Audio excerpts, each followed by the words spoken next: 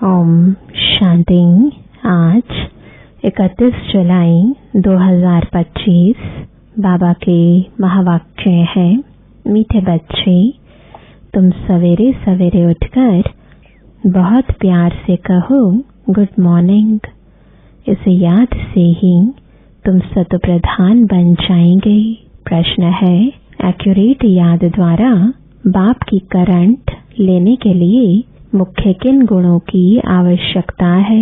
उत्तर है, बहुत धैर्यवत हो, समझ और गंभीरता से अपने को आत्मा समझ याद करने से बाप की करंट मिलेगी और आत्मा सतप्रधान बनती जाएगी।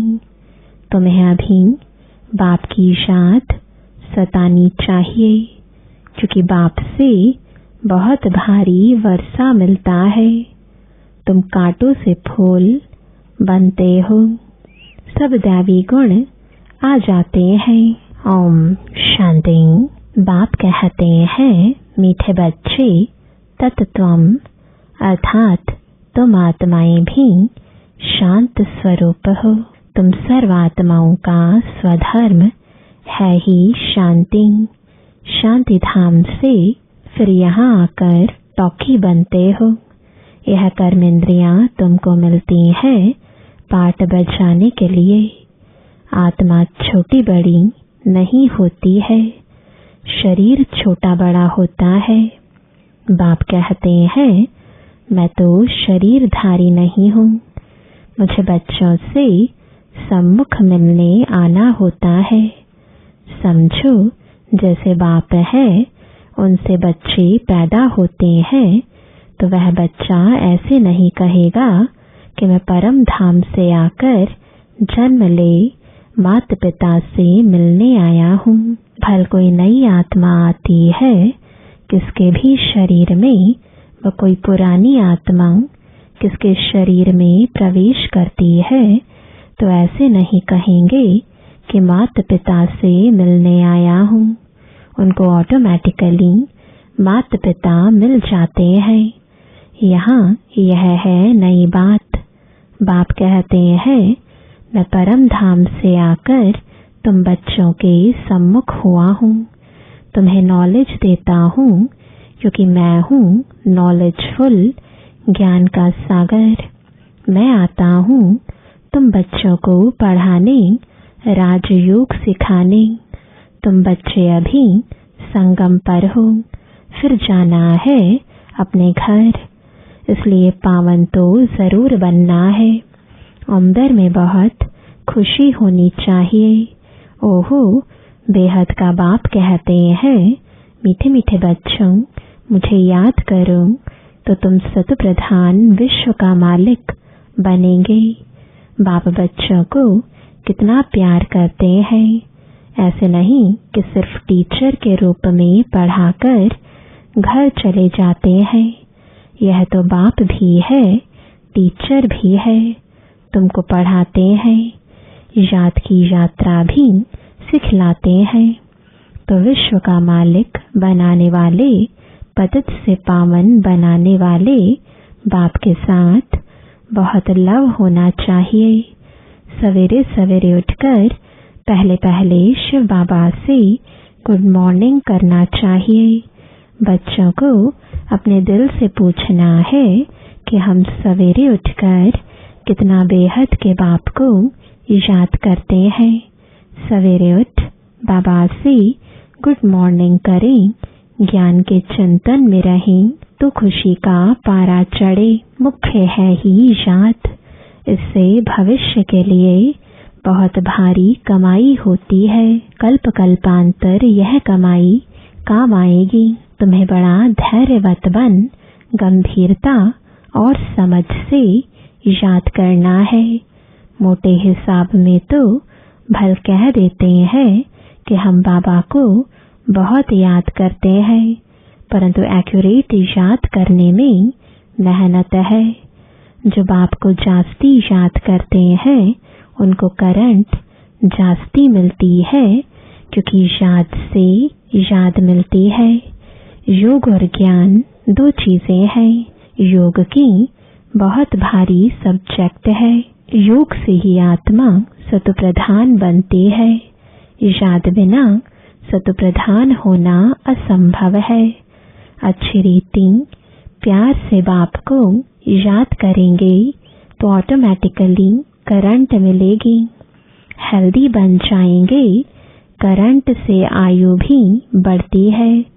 बच्चे याद करते हैं तो बाबा भी सर्च लाइट देते हैं। मीठे बच्चों को यह पक्का याद रखना है, शिव बाबा हमको पढ़ाते हैं। शिव बाबा पतित पावन भी है, सदगति दाता भी है। सदगति माना स्वर्ग की राजाई देते हैं। बाबा कितना मीठा है, कितना प्यार से बच्चों को बैठ पढ़ाते हैं। बाप दादा द्वारा हमको पढ़ाते हैं। बाबा बच्चों को कितना प्यार करते हैं, कोई तकलीफ नहीं देते। सिर्फ कहते हैं मुझे याद करो और चक्र को याद करो। बाप की याद में दिल एकदम ठहर जानी चाहिए। एक बाप की ही याद सतानी चाहिए, क्योंकि बाप से वर्षा कितना भारी मिलता है। अपने को देखना चाहिए, हमारा बाप के साथ कितना लव है, कहाँ तक हमारे में दैवी गुण है। क्योंकि तुम बच्चे अब कांटों से फूल बन रहे हो। जितना जितना योग में रहेंगे उतना कांटों से फूल सत्प्रधान बनते जाएंगे। जो बहुत कांटों को फूल बनाते हैं उन्हें ही सच्चा खुशबूदार फूल कहेंगे। वह कभी किसको कांटा नहीं लगाएंगे। क्रोध भी बड़ा कांटा है, बहुतों को दुख देते हैं। अभी तुम बच्चे कांटों की दुनिया से किनारे पर आ गए हो। तुम हो संगम पर। जैसे माली फूलों को अलग पॉट यानी बर्तन में निकाल रखते हैं, वैसे ही तुम फूलों को भी अब संगम युगी पॉट में अलग रखा हुआ है। फिर तुम फूल स्वर्ग में चले जाएंगे। कलयुगी कांटे भस्म हो जाएंगे। बाप कहते हैं मीठे बच्चे, जितना तुम बहुतों का कल्याण करेंगे उतना तुमको ही उजूरा मिलेगा। बहुतों को रास्ता बताएंगे तो बहुतों की आशीर्वाद मिलेगी। ज्ञान रत्नों से झोली भरकर फिर दान करना है।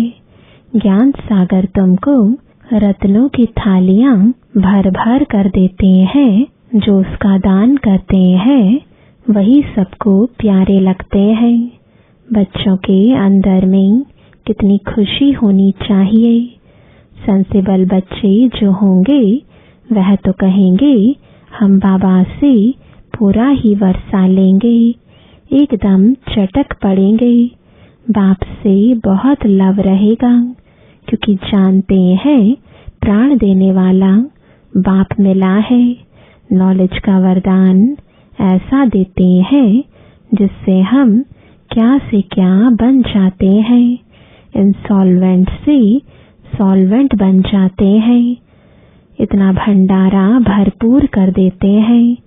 जितना बाप को याद करेंगे उतना लव रहेगा, कशिश होगी।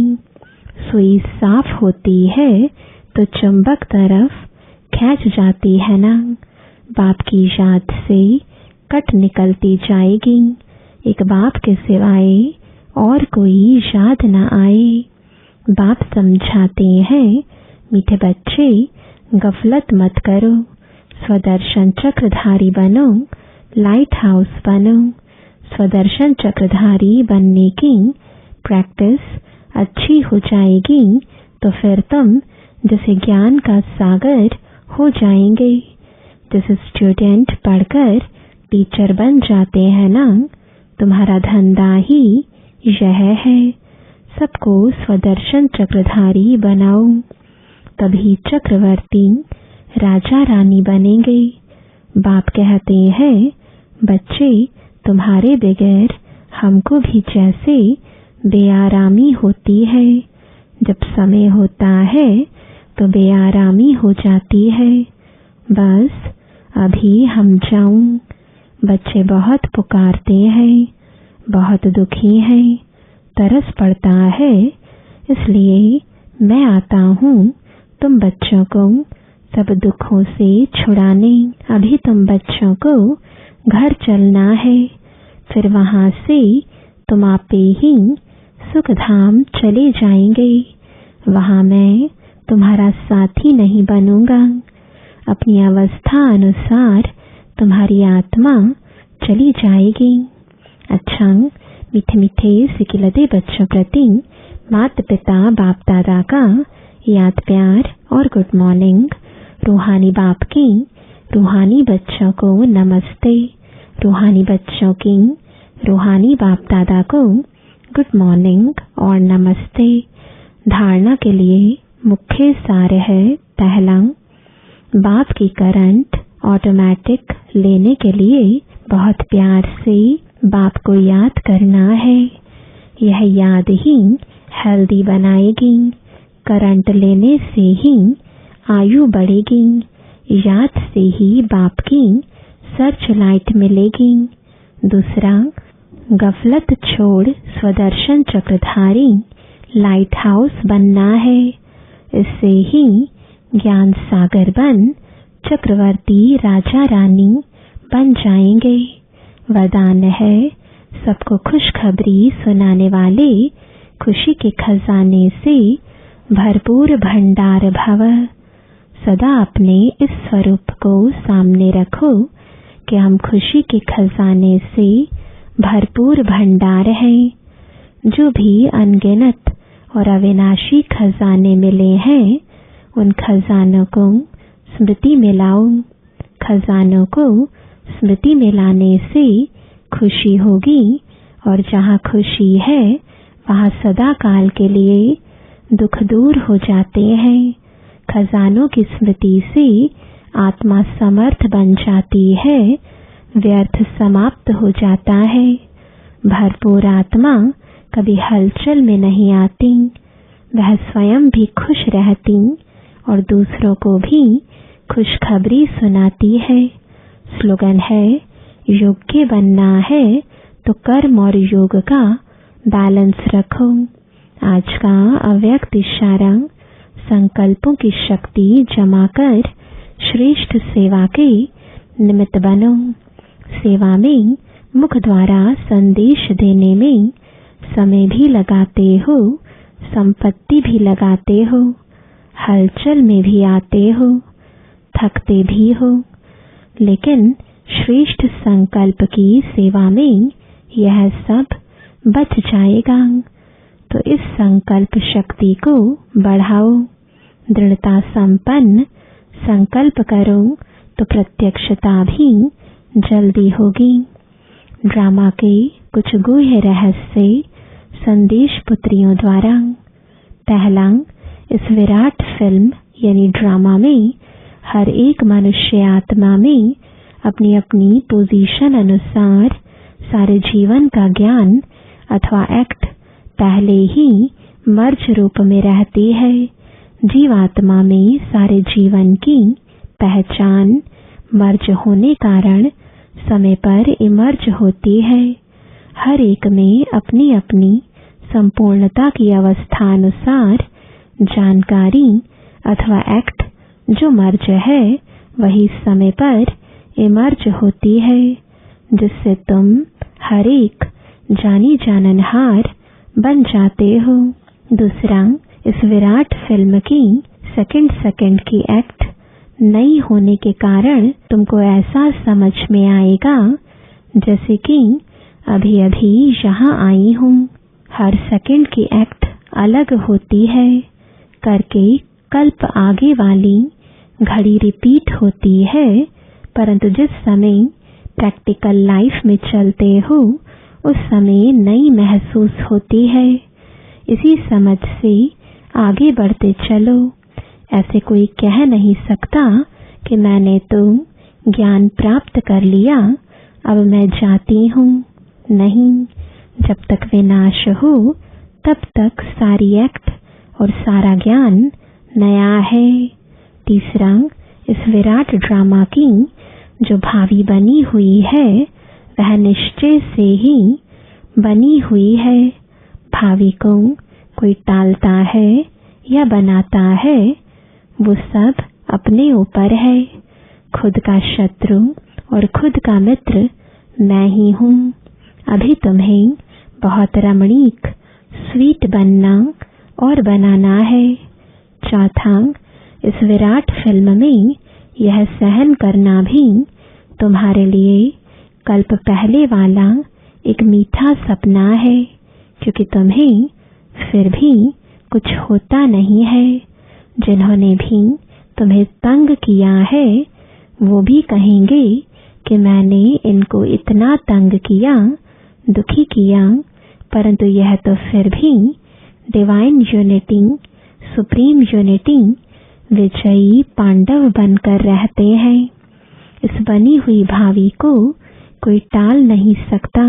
पांचवा, इस विराट फिल्म में देखो कैसा वंडर है जो तुम प्रत्यक्ष पांडव भी आए पधारे हो और तुम्हारे पुराने चित्र और निशानियां भी अब तक कायम है।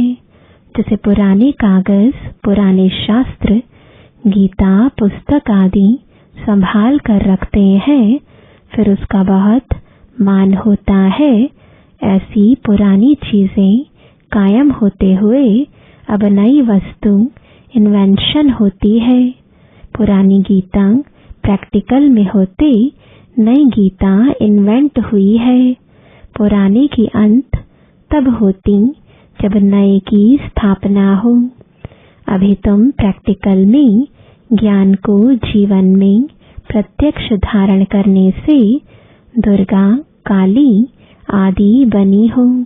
फिर पुराने स्थूल जड़ चित्रों का विनाश होता है और नए चैतन्य स्वरूप की स्थापना होती है। छठा, इस विराट फिल्म प्लान अनुसार संगम के स्वीट समय आप अनन्य दैवी बच्चे ही विकारों पर विजय प्राप्त कर वैकुंठ की स्वीट लॉटरी पाते हो। आपका यह ललाट कितना लकी है। इस समय तुम नर और नारी अविनाशी ज्ञान से पूज्य योग्य देवता पद प्राप्त करते हो। यही है इस संगम के सुहावने वंडरफुल समय की वंडरफुल रीति। सातवां, ईश्वर साक्षी हो देख रहा है कि मैंने जिन एक्टर्स को अनेक गहनों भूषणों से श्रृंगार कर इस सृष्टि रूपी स्टेज पर डांस करने अर्थ भेजा था, वो कैसे एक्ट कर रहे हैं। मैंने अपने दैवी बच्चों को गोल्डन मनी, सिल्वर मनी देकर कहा था कि यह भूषण, यह गहने पहनकर खुश मिजाज होकर साक्षी बन एक्ट भी करना और साक्षी हो इस खेल को भी देखना। फंसना नहीं, लेकिन आधा कल्प राज्य भाग के भोग कर फिर आधा कल्प अपनी ही रची हुई माया में फंस गए। अब फिर मैं तुम्हें कहता हूँ, इस माया को छोड़ दो। इस ज्ञान मार्ग में विकारी कार्य से पलट निर्विकारी बनने से आदि मध्यांत दुख से छूट जन्म जन्मांतर के लिए सुख प्राप्त कर लेंगे। आठवां, अपने से कोई भी उच्च अवस्था वाले द्वारा यदि कोई सावधानी मिलती है तो उनको राजयुक्त उठाने में ही कल्याण है। उनके भीतर के राज को जानना चाहिए कि इसमें अवश्य कोई कल्याण समाया हुआ है। यह जो पॉइंट मुझे इनके द्वारा मिली वह बिल्कुल यथार्थ है। उसे बहुत खुशी से स्वीकार करना चाहिए, क्योंकि अगर मेरे द्वारा कभी कोई भूल हो गई तो वह पॉइंट याद आने से स्वयं को करेक्ट कर लेंगे। इसलिए कोई भी सावधानी हो बहुत विशाल बुद्धि से धारण करने से तुम उन्नति को प्राप्त कर सकेंगे। 9, अभी तुम्हें नित्य अंतर्मुख होकर योग में रहना है, क्योंकि अंतर्मुख होने से स्वयं को देख सकेंगे। सिर्फ देखेंगे नहीं, परिवर्तन भी कर सकेंगे। यही है सर्वोत्तम अवस्था। जब पता है अपनी स्टेज प्रमाण पुरुषार्थी है, तो कोई भी पुरुषार्थी के लिए आर्ग्यू नहीं चल सकती, क्योंकि वो अपनी स्टेज अनुसार पुरुषार्थी है। उनकी स्टेज को देख उनसे गुण उठाओ।